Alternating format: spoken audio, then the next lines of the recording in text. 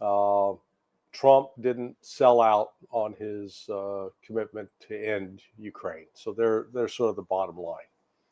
Uh, the British press, I put an article up at Sonar 21 where I quoted a variety of different outlets in Britain. And boy, they were giddy. Oh my God, we're not going to get tariffed. Oh, this is wonderful. Starmer really charmed the pants off of Trump. Look, if you're talking about blowing smoke up someone's ass, there was so much smoke being blown yesterday by both sides, but especially by Trump, that I'm surprised they didn't call in the D.C. Fire Department and said, "Oh, we got a fire in the Oval Office. All this smoke coming out."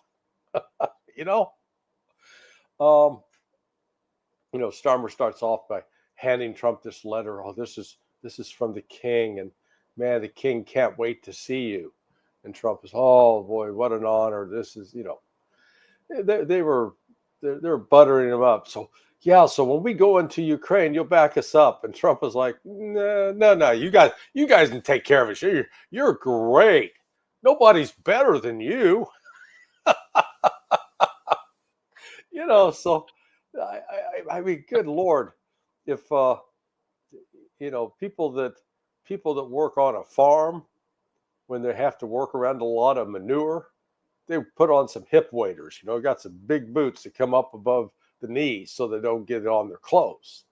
You needed that yesterday because this was, the Starmer and Macron had coordinated in advance that they were going to, give the old 1-2 to Trump.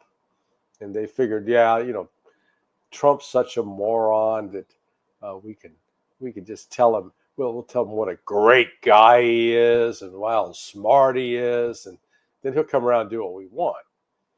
Now, I don't deny that Trump has a strong narcissistic element to his personality, but frankly, I'm not aware. I think the last president we had that wasn't driven by narcissism was probably Gerald R. Ford. And before Ford, it was Harry Truman. Otherwise, most, everybody else that gets in the office, they thought they were something special. And Trump clearly thinks he's something special. But, what Trump did for the Brits in that meeting was say, okay, initially we're going to lump you in with all the Europeans and tax you, but we got a special relationship with you. You're our really good friend.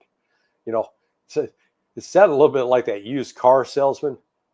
Hey, you're just not anybody. You're somebody special, and because you're special, I'm going to give you a deal.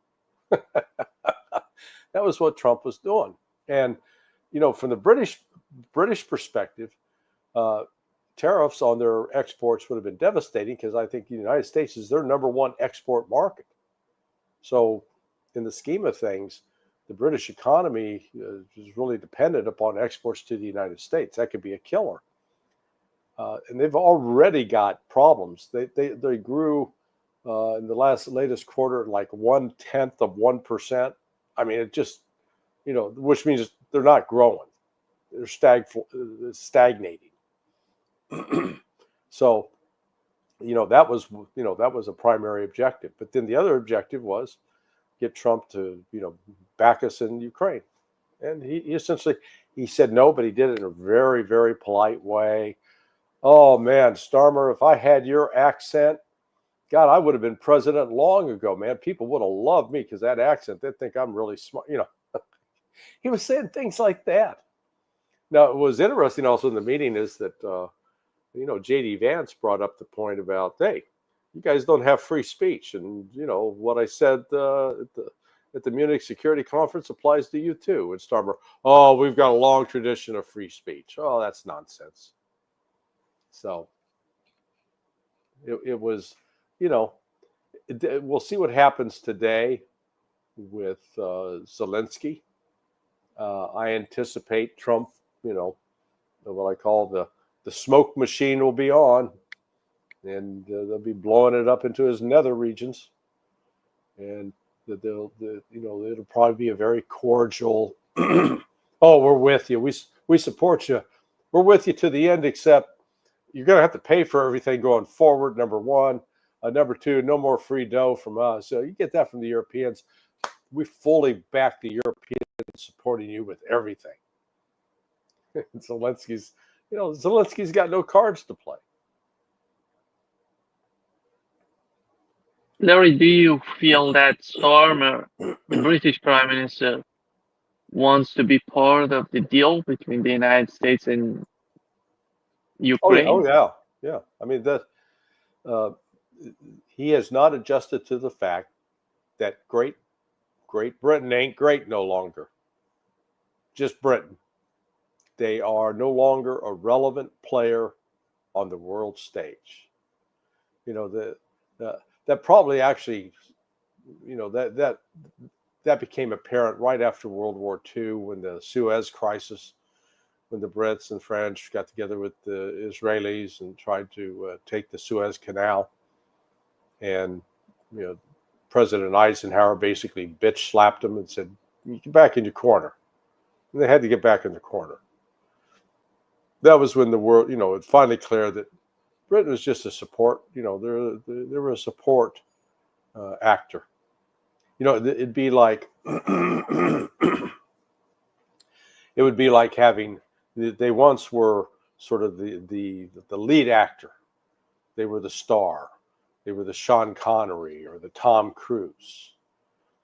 Now they're the support actor. They're Hopalong Cassidy. There's somebody that shows up to support the main character, but they aren't the main character, and they aren't the main character militarily or economically. From the standpoint of the United States, uh, if we disrupted trade with the UK, the average American wouldn't even notice. Because our top three trading partners are, we're talking like $760 billion with the Chinese and the Mexicans and the Canadians. They're all up in triple digits. And, Great Britain, the total is like 180 billion. It's a lot of money, but it's nothing compared to the over, like the $3 trillion of trade, almost, or $2.6 trillion in trade that the United States does with Canada, Mexico, and China. So Britain's no longer relevant. That's the uncomfortable message for them. Do you think that Zelensky, we have two different approaches, Larry, from the United States and Russia. Russia doesn't recognize Zelensky as the official president of Ukraine. That's why they don't want him to sign a possible deal, a Right. Ukrainian settlement. On the other hand, the United States, Donald Trump, is trying to make a deal with Zelensky. Who's Zelensky to the United States? Is Zelensky different from the eyes of the United States? Well, look, Zelensky is the one who initially came up with the idea. Hey, I got this rare earth mineral deal for you. Um, are you familiar with the old uh, the meme of someone trying to sell the Brooklyn Bridge? So the Brooklyn Bridge is this iconic bridge in New York City, and I guess years ago there was a scam where some unsuspecting foreigner came in to the country, and some guy who was good at running scams said, "Oh, I'll sell you the bridge," and drew up all the paperwork, sold them the bridge. They didn't own the bridge. They got sold. They got sold a fraud. That's what Zelensky is. Zelensky's a fraudster. Yeah. Oh yeah, we'll give all our rare earth minerals that we've already signed over to the Brits, but yeah, we'll give them to you too. And so, hey, now and I'll sell them to the Chinese, and I'll sell them to the Brazilians, and he's selling it to everybody. But when it comes time, I say, okay, hey, we're ready to go dig those up. Where are they? Well, you got an army? Because it's behind Russian lines. You're going to have to go fight the Russians. Didn't read the fine print. That's what's going on. So, you know, Trump, Trump called him a dictator, and then yesterday when the press said, "So, why do you say that Zelensky's a dictator?" And Trump said, "I didn't say that. I called him a dictator." I mean, the guy's he's troll. People think, oh, he's crazy. Look, and I get accused. Oh, Johnson, man, you got your lips firmly attached to Donald Trump's rear end. You are just a suck up to Donald Trump.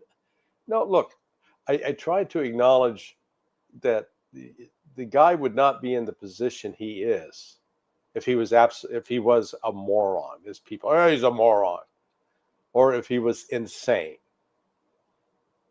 He is not the puppet of some hidden cabal. He is he's like his own force of nature, and he shoots off at the mouth. Things he says that never going to happen, and in his own mind he thinks they're helpful. I don't think they're helpful. Particularly we were all exercised about 3 weeks ago with his comments on Gaza, on the Riviera, the new Riviera in Gaza, and move all the Palestinians out, and new Nakba. He didn't call it that. It's going to be great though, wonderful property. And then in the same breath, Hamas, you got to have those hostages released by Saturday, or there'll be hell to pay.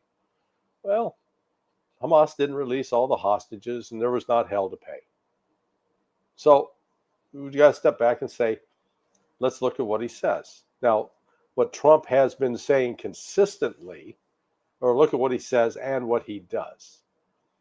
So far, we've not seen any indication that Trump wants to send more troops, money, or weapons to Ukraine for free. He has said, "Oh yeah, man, we'll sell Ukraine all the weapons you want. Got to buy them." And he's encouraged the Europeans, "Hey, you buy from us." I think his real objective is ultimately try to see if he can dig the U.S. economy out of a hole.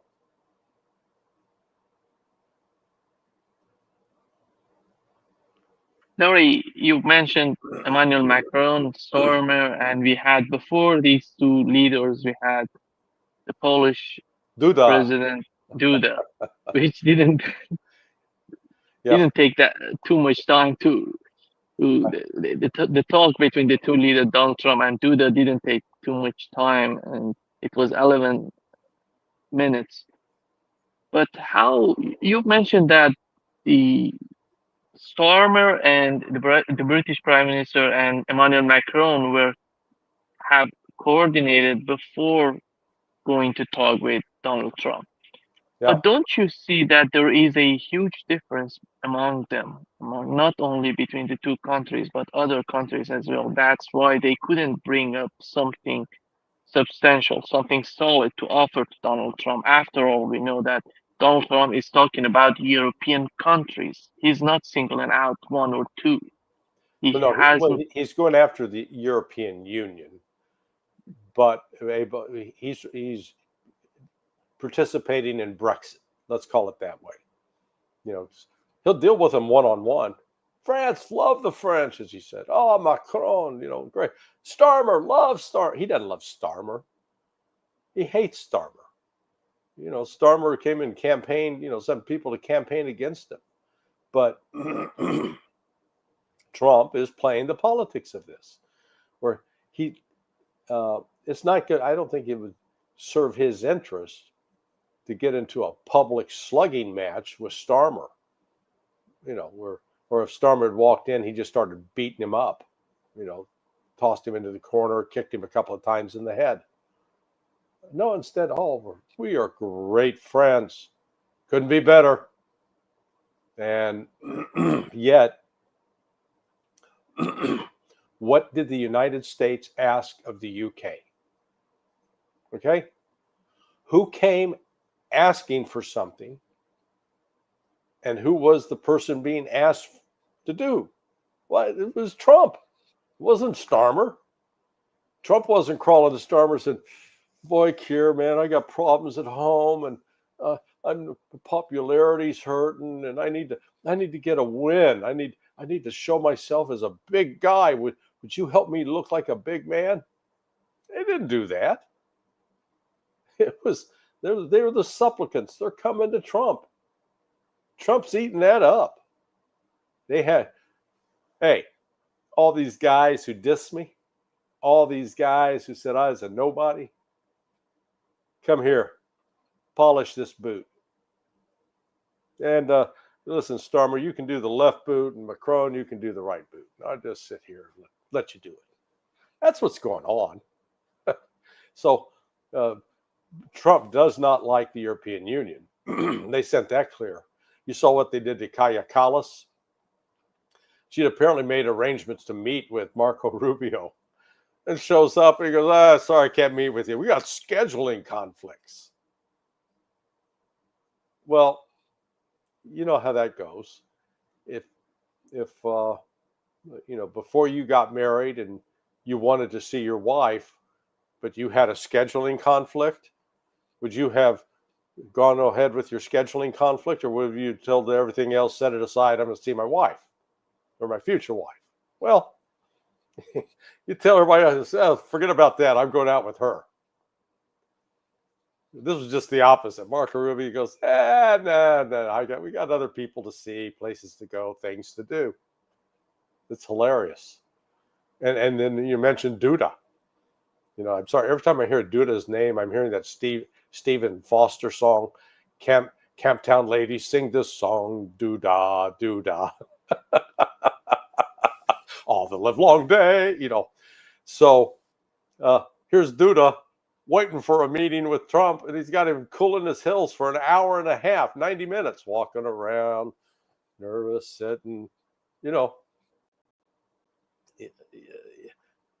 You normally, if you've got a guest waiting, you'd go say, let's provide them with coffee. What could we get you to drink, sir? You set them up so at least they're comfortable. Trump was sending a message. So, and he's making it known the United States no longer is in the lead of saving Ukraine. That's no longer our job. We're going to have this sweetheart deal on rare earth minerals. Except when you read the deal, it's a hot mess. There's really no commitments. It's just a bunch of empty words. It's like somebody was recording Kamala Harris making an extemporaneous speech. Okay, just word salad. And after you read through it, you go, what do we agree to?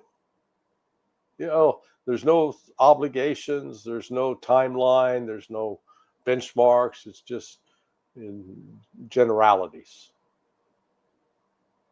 Out of the three leaders, Polish President Duda, Emmanuel Macron, and Stormer, Donald Trump treated Macron much better than the other two. And why do you say that? Because the way that he didn't talk that much with Duda. 11 minutes, it's nothing. That's I don't know what would that mean. And when he was talking with Stormer, he said that you cannot take on Russia by yourselves. He was just humiliating Stormer on the scene in front of the press. Yeah, you can make the case that when Trump met with Starmer, it was with the whole crowd. Lammy was there, and a couple of other these British poofs that staff his cabinet. They were there, so it was there was not that private one-on-one meeting. But I was thinking more about, I didn't get to see the arrival, but we did see the arrival with Macron the other day, and there was actually two arrivals. So the first time when he shows up, gets out of the car, he's got his winter coat on, and there's this female staffer there saying, "Oh, hi, Mr. President, welcome." Because normal protocol on that would be Trump would be standing out there to greet him. Trump wasn't there. Macron goes in, gets his winter coat off, and apparently talks, hey, could we refilm that arrival? Because I wanted for French television, I want to see me getting out of the car, shaking your hand. Trump, sure. So went out and they restaged it.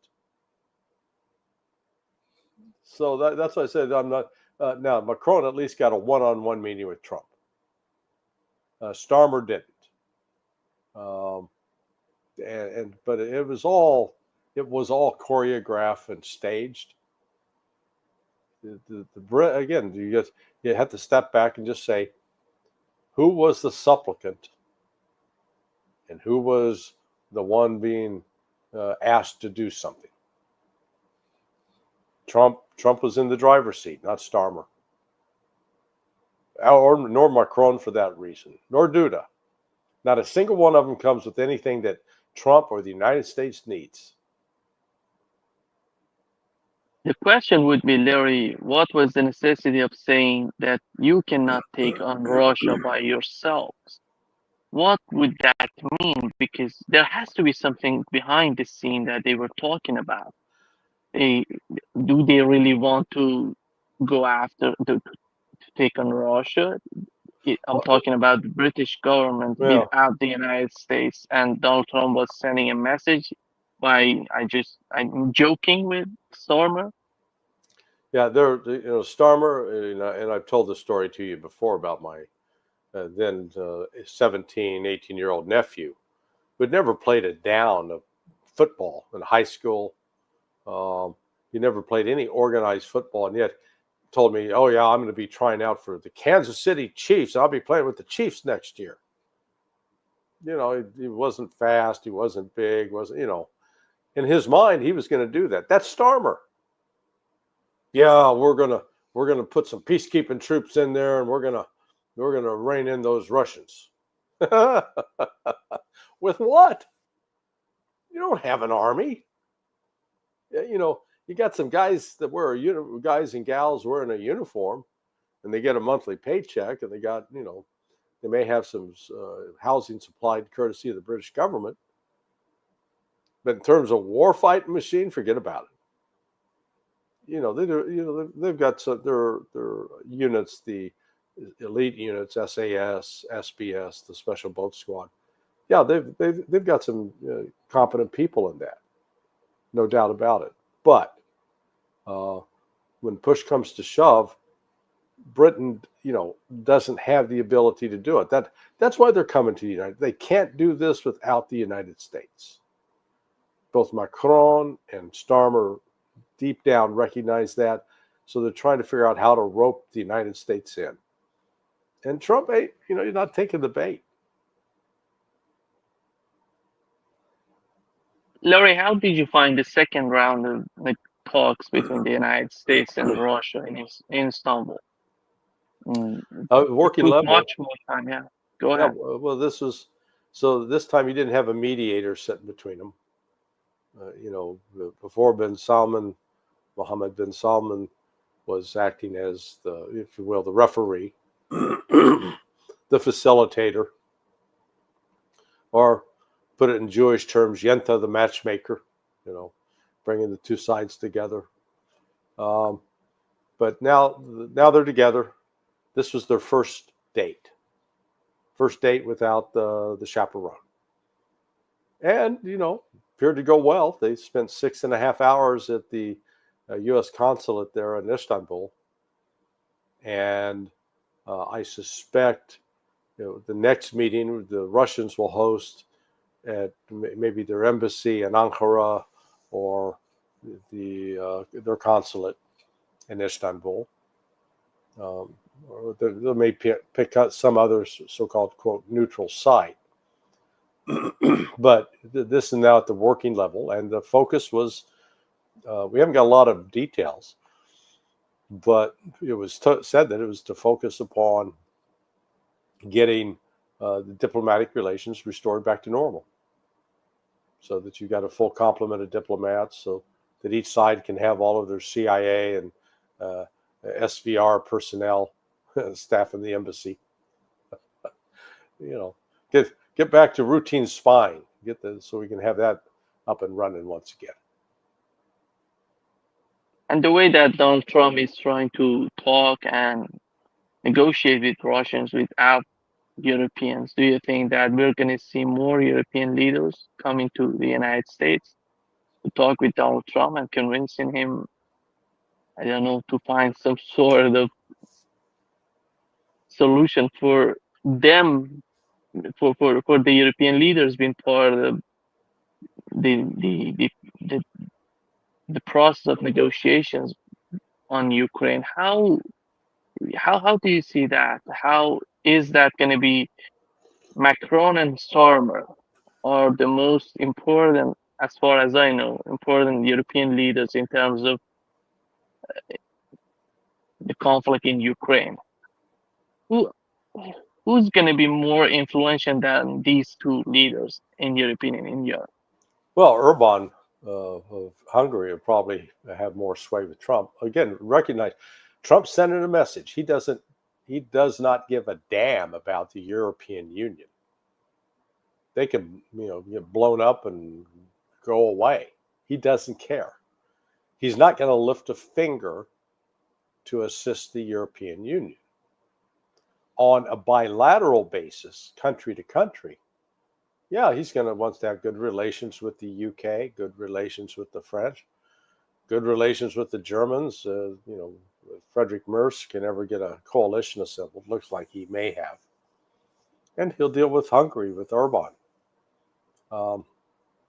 I suspect the Romanians are going to have some trouble, since they are so much in the pocket of the European Union and that they've been so blatant in their authoritarian crackdown on this opposition politician, Georgescu.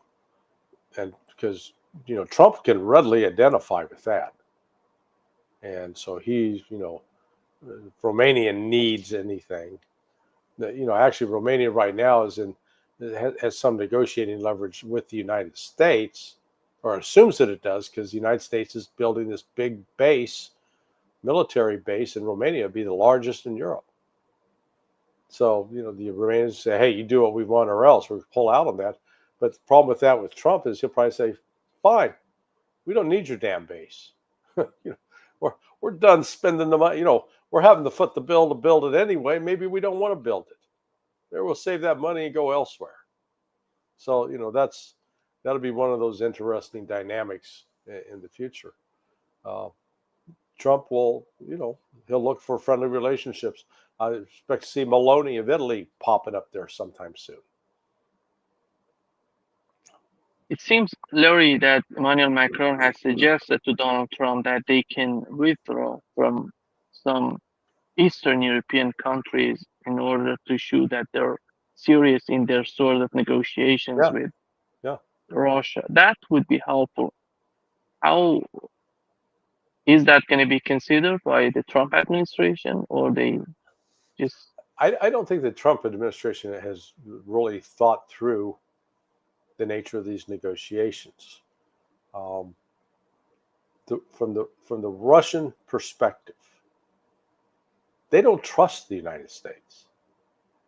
Yeah, are they happy to see Trump saying some of the things that he's been saying, and no NATO for Ukraine, and this war, the Soviets won the World War II, and they're happy that he's saying that. They're not sure that he actually believes that deep down, and they know that Trump is he'll be there for 4 more years maximum, assuming he survives in office. When he's gone, then what? So Russia's, and then they got the last, since the collapse of the Soviet Union, now they got 35 years of bad taste in their mouth of how they've been betrayed by the United States repeatedly, over and over and over. It's not Russia that's been trying to subvert the United States. It's been the United States trying to subvert Russia and putting lots of money into that effort, up to and including all the money USAID has poured into Ukraine, money it was putting into Georgia and Romania in order to shape elections that would be anti-Russian. Reported funding, the helping funding of the Chechen War to fight and kill Russians. So there's the United States got a lot of dirt on its hands, and the Russians haven't forgotten that. And here's Trump. This, it was sort of stupid on his part, bragging, "Oh yeah, I'm the one that provided those javelins to the to the Ukrainians that they used to blow up Russian tanks." I'd sort of keep quiet on that. That's not didn't win any debating points with the Russians. And the Russians control what's happening on the ground.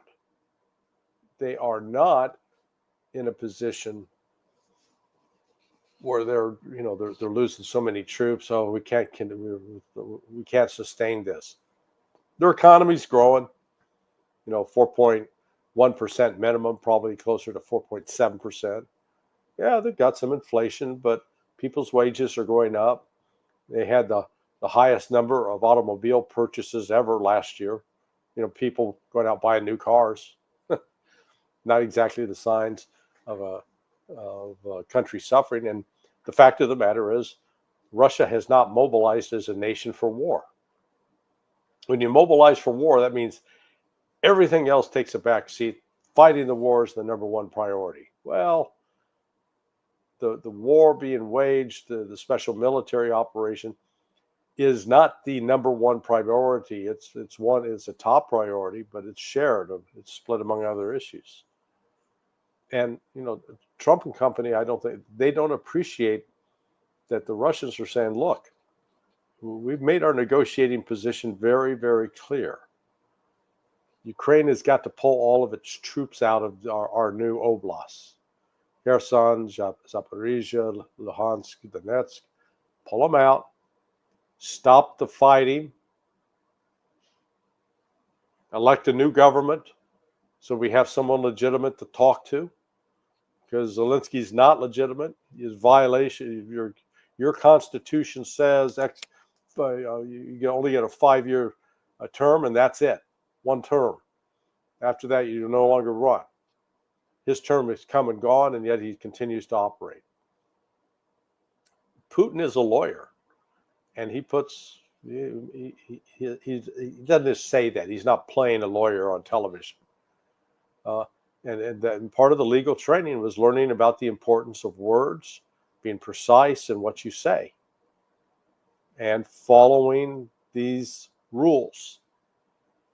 So it's this thing. I guess what I'm saying is this thing's going to drag on for a while, and as it drags on, then the question is, how frustrated is Donald Trump going to be? Will he get so frustrated that he'll then start lashing out? He might. But again, the United States is not in a position to fight Russia either. Hell, we can't even handle the Houthis. Sorry, how problematic that the behavior, the attitude of Donald Trump would be in terms of, as you've mentioned, if when you're fighting Russia, I'm the best because I sent the javelin to Ukraine. Yeah. Right now, when we want to negotiate with Russia, I'm the best to do that. Do you think that we know that the foreign policy of the United States is a function of the internal policy of the United States? And what's going on in the United States is so much important. That's why many countries have lobbies in the United States to negotiate, to talk with political parties and all of that. Yeah. How do you see this attitude of Donald Trump influencing him and influencing his attitude toward the bigger picture that he has in his mind? Are they going to make him is he going to face new problems, domestic problems that would influence the foreign policy? Well, yes. I mean, that goes without saying. There's always, every presidential administration, gets into this issue of trying to juggle the foreign policy against the domestic policy, and usually the problems arise overseas that then have an impact domestically. I was talking with a friend earlier today, and he brought up a point that I hadn't thought of. If you go back and look at what public opinion was in Russia during the war, back when it was the Soviet Union, and the war was underway in Afghanistan, you had you had public protests among the Russian people about that war, and you had really some rancor in the ranks. People, the soldiers were unhappy. The Russians only lost over a 10-year period, like 18,000 people. Well, they've lost 6 times that many in the course of the last 3 years. They got at least 100,000 dead. And yet the Russian people recognize that, hey, this is important to us. Well, for the United States, we got some economic issues that are coming to bear. Trump is working desperately to cut back the size of the federal government and to really institute some radical changes. We'll see if that succeeds. Courts are blocking him so far, but ultimately gets up to the Supreme Court. The Supreme Court has been overturning these lower court decisions. If Trump pulls off a strong economy, again, the deficit's coming down, the dollar is then seen as being strong again, a solid foundation that people want to come invest in. It will give him more flexibility to operate overseas. Now, the issues overseas are really significant. With respect to the war in Ukraine, Russia's in the driver's seat. With respect to the genocide in Gaza and Palestine by the Zionists, that is problematic. Now, on the other hand, Bibi Netanyahu again he's got a bit of Trumpitis too, where he says a lot of things. He talks a lot of smack in public, but then ultimately ends up on some, backing down or not pursuing. So they've talked about attacking Iran, but you have to step back. Well, why haven't they?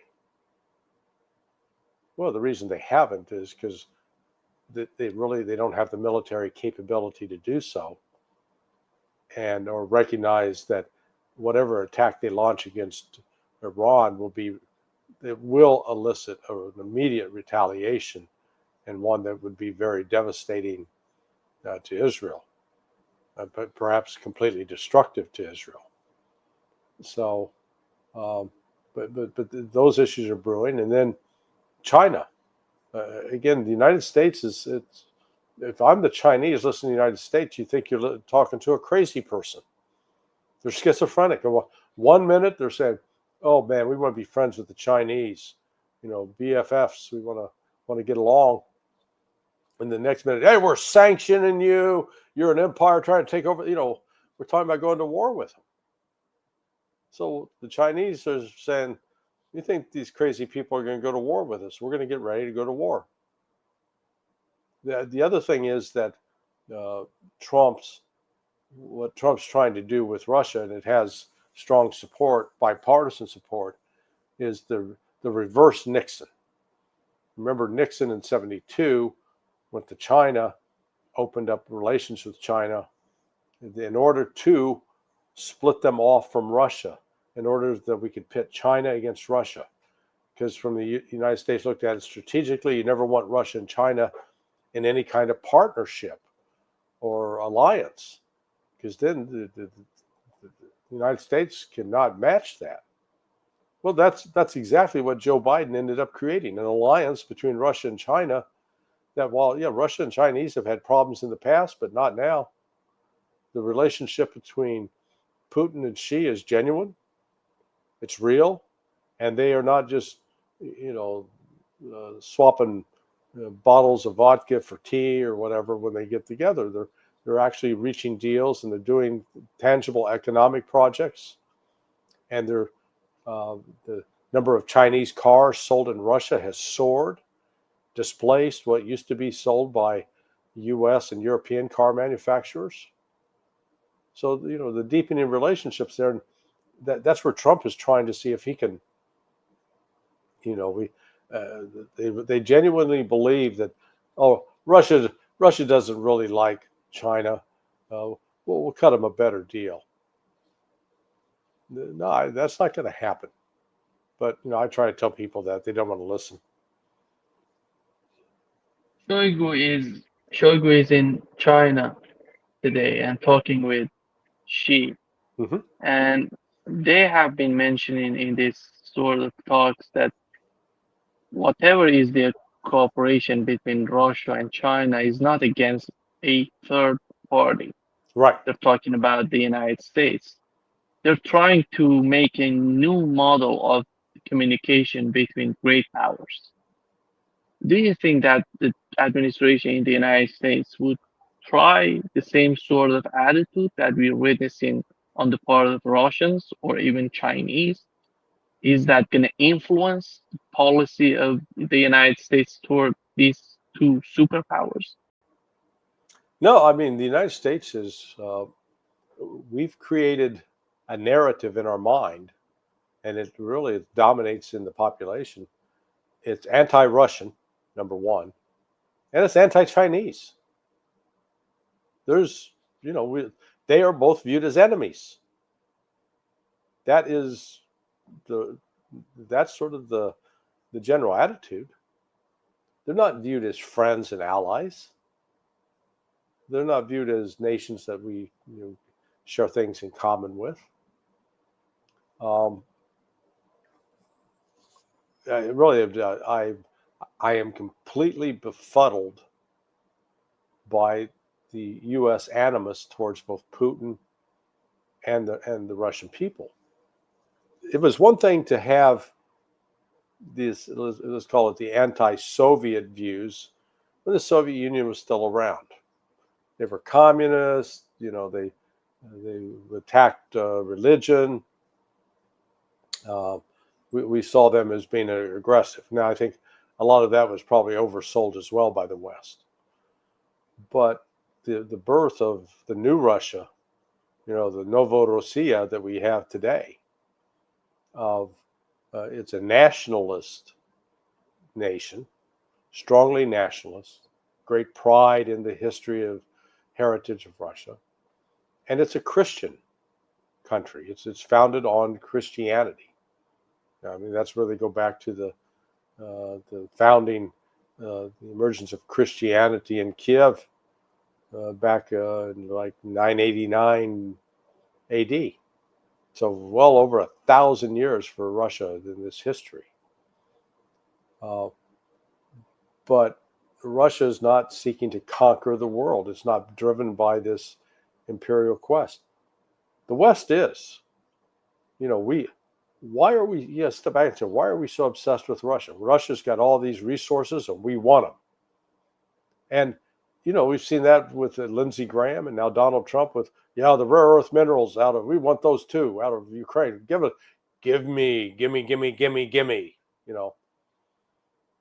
and, at least Putin and the Russians recognize that they look at the United States like a rapist. They're saying this rapist wants to date us. I don't think so. I don't think we're going out, or we're not, at least not going out unchaperoned. If we go out, I'm going out with some guy that's got a gun. So if Mr. Rapist decides to attack me, we can shoot him. Larry, I really do believe that the key to the conflict in Ukraine is the economy. Is it what? Is the economy of the economy. West and together with the economy of Russia. They can communicate to each other. Today we've learned that German businesses are asking for reconnection of the Nord Stream pipeline because they're feeling that sort of problem in terms of Russian gas not getting to Germany and all of that, those problems. How do you see, is that going to be possible to come up with a solution, and that would connect their economies together through which they can understand each other. Because other than that, I can't find any other solution for the conflict in Ukraine but the economy, the mutual understanding in terms of their economies. I had this great friend in Argentina. Unfortunately, he died of cancer at too young an age. But he was. We were talking about relationships at one point, and he had a really great example. He took a glass, I mean, a clear glass, water glass, and then he said, if I drop this and it breaks into fragments, I may be able to glue it back together. But when I glue it back together, I can't get rid of the lines where the break occurred. The seams. Yeah, it's just it's going to look like a patchwork quilt. It's not going to look the same, nor is it going to be the same. That's what Germany faces. It has broken the relationship, that glass that was the relationship between Russia and Germany. That's broken. Before, you go back 3 years before the start of the special military operation, there were Siemens, for example, was making critical machinery, turbine engines and such for Russia. And Russia was happy to buy them, and in exchange was providing cheap gas and oil that was allowing Siemens to operate and make a profit. Then when the sanctions were imposed and they cut off that relationship with Russia, it left the Russians in a quandary. What do we do? And they said, well, we'll build our own. We got the smarts, we got the resources. I mean, it wasn't like the Germans had some sort of magic sauce. Oh, you got to have that secret sauce to put on it, or otherwise it doesn't work. No. So all of a sudden now Russia is producing internally what it used to buy from the Germans. So let's say they go back and say, okay, yeah, we'll reconnect the lines, but they're not going to go back to the economic relationship they had before. Again, with the number of Audis, Mercedes, Volkswagen that were being sold in Russia was significant. BMW. I mean, I know firsthand about BMW's efforts to counter the smuggling of cars from the United States that were being sent to Russia and then being resold. It was costing BMW a lot of money, but now they've turned to other, to China and to internal brands. The Russians used to build pretty crappy cars. Not anymore. So, yeah, I'm sure Germany, there are some in Germany that, man, can we get back together? But it's not going to be the same relationship. The original, the pristine glass is broken. It can be pieced back together, perhaps, but it's not going to be the same as it was before. Larry, we had two important meetings between Russia and Iran, Russia and China. One of them is going on right now between Russia and China. The other one was Sergei Lavrov going to Iran and talking with Iranians. What is going on? Do you think that they're talking about an Israeli attack on Iran? They're talking about, I don't know, the future of some sort of negotiations between the United States and Iran, which Russia could be a facilitator. It's somehow helping the process of negotiation. How do you find that? Well, I think you hit on it with that Lavrov is briefing the Iranians, that both, not just Pezeshkian, the president, but the IRGC and senior diplomats as well on, okay, this is what we're talking to the United States about. And I'm sure that one of the issues, they may not have admitted it in public yet, But one of the issues that the U.S. and Russian delegations will engage is what to do about Iran. And again, the status quo has changed from what it was when the JCPOA agreement was in place and Trump walked away from that, to the relationship that now exists between Iran and Russia and Iran and China. But the really important relationship is Iran and Russia, that they are putting aside years. There was conflict for some years, and they didn't get along. But now they're getting along in a variety of ways. We've seen Iran, supply the Shahed drones to Russia, at least the technology.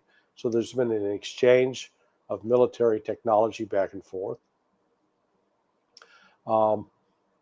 The economic status of Iran is being assisted now by Russia, and as a way to circumvent sanctions. And so Russia's just making it clear to them that we're not going to sell you out, and we will be we may even help facilitate a dialogue with the United States, because U.S. keeps Iran's not going to get a nuclear weapon. Well, it looks like Iran is not trying to get a nuclear weapon, and now with this relationship with Russia, I think it makes it even more unlikely.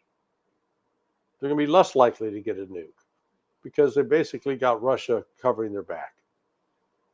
So that's where I think that's why Lavrov is there. Let me tell you what went on, just so you know. Larry, just before wrapping up this session, the situation in Gaza, the first phase of the ceasefire has been concluded. Yeah. And they're talking about the second and the third. How do you see Hamas is willing to continue with the process of ceasefire? Yeah. How do you see the atmosphere on the part of Israelis? Oh, it's poisonous. Look, Israel's got a lot of internal problems.